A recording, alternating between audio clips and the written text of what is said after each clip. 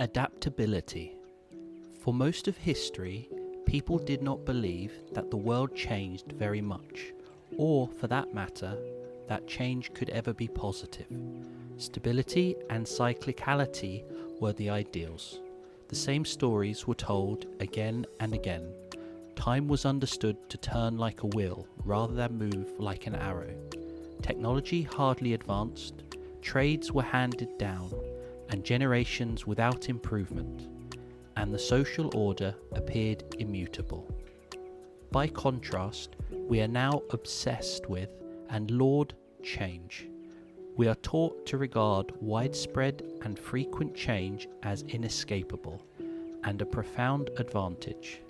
We feel only pity for the yesteryear and measure our virtue by our openness to continuous revolution.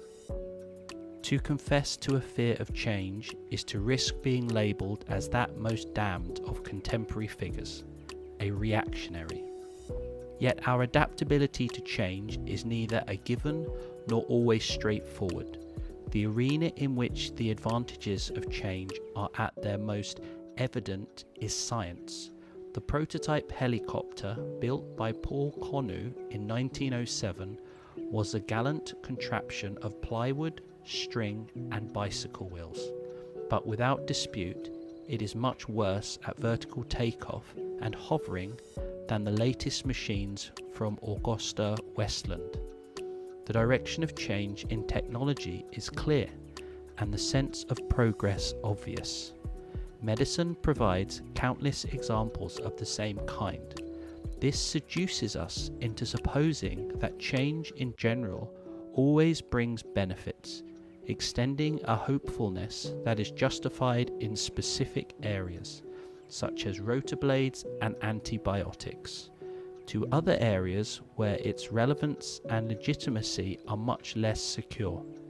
Take, for example, politics and society.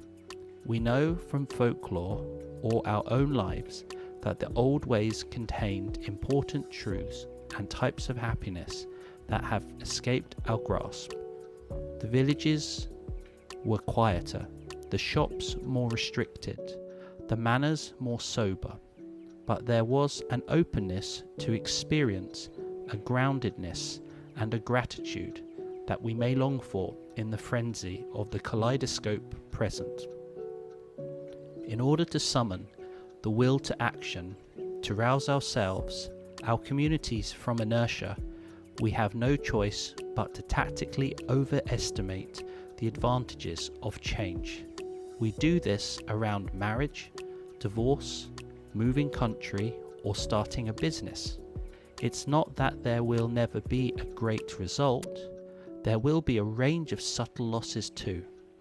Not all goods can coexist. The outcome is always more ambivalent than we can imagine. Nostalgia is not just for the simple-minded. It is a natural response to what will be lost, even alongside genuine improvement. However, open to change we might be, when it comes to major upheavals, we have a bad habit of being painfully unprepared. Often, they simply come too fast.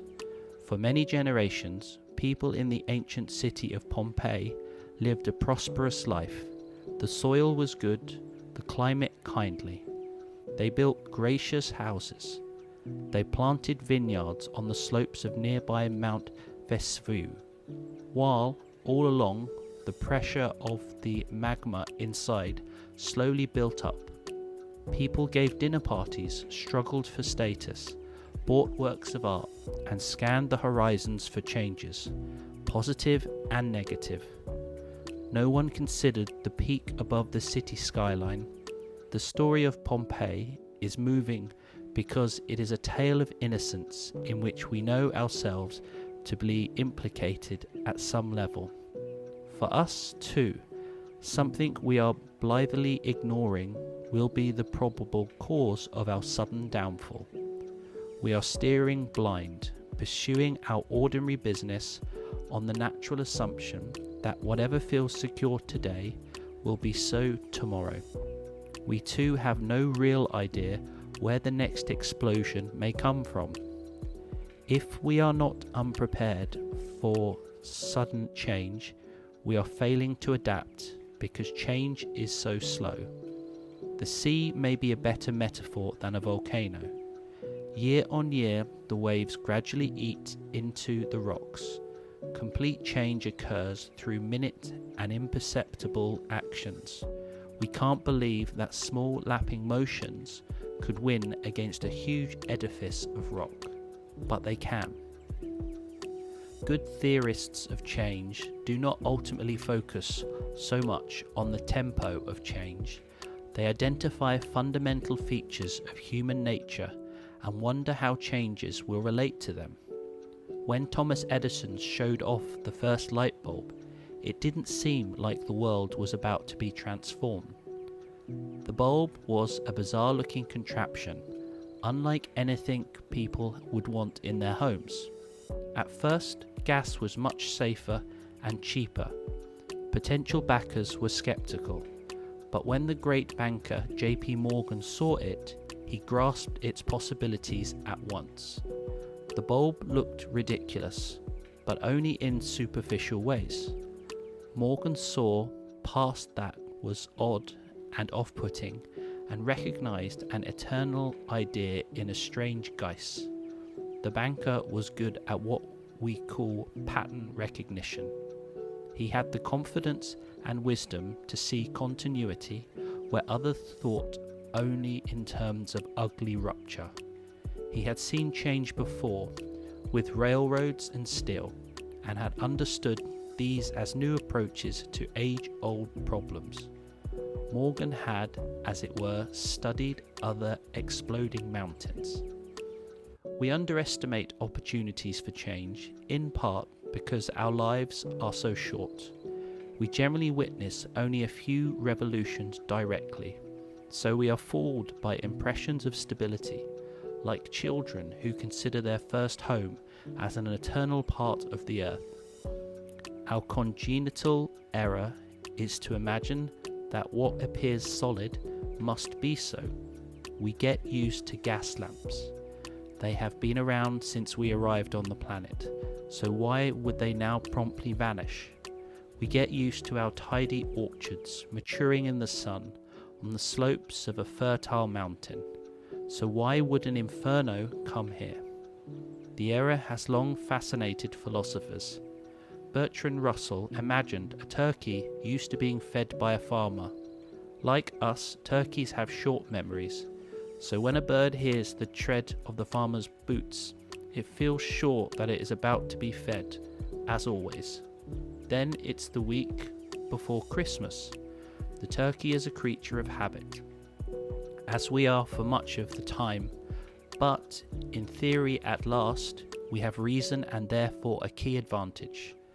A philosophical turkey would have wondered why the farmer was helping him every day and have speculated about possible reasons. The presence of a mysterious factor would have haunted the imagination of the benighted animal. The response to complacency is not so much to be continually on edge as to attempt to think more deeply and more skeptically about the things of reality. In our responses to change, we are undermined too by a false sense of hierarchy about what qualifies as trivial and what is important. We carry around with us implicit and distorted ideas as to what is worth paying attention to and what we can safely ignore. The early Norwegian settlers in Greenland suffered terrible hardships and eventually died out because they refused to adopt the survival skills and strategies known to the Inuit inhabitants. The Norwegians could not believe that such strange-looking and apparently unsophisticated people could teach them anything. To their fatal cost, they refused to learn, because the lessons being offered came in wrappings that violated their expectations of what sophisticated intelligence could look like. Similarly, the elite of the United Kingdom went into grave economic decline in the mid-20th century, in large part because its insular characters were resistant to learning about the nature of major economic change from the people they deemed their radical inferiors. Rough American business folk. We reject the Beatles or dismiss Socrates or Van Gogh as fools because we are readier to follow a familiar script of what is valuable rather than assess the true merits of what is before us on every occasion. We forget what odd guises truly great ideas have always tended to adopt. It is understandable why change should be so frightening or sad. We will not be around for most of it. Lingering beneath our occasional lack of adaptability is a dread of the change that will one day wipe us away.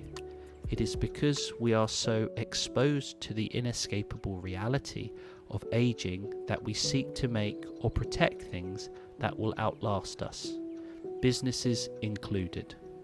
We have so much to cope with in terms of change in our bodies, it is no wonder that we often find ourselves interested in things that remain constant in the world outside. We start to define some of the things we most care about when we dare to ask ourselves what we hope will never change.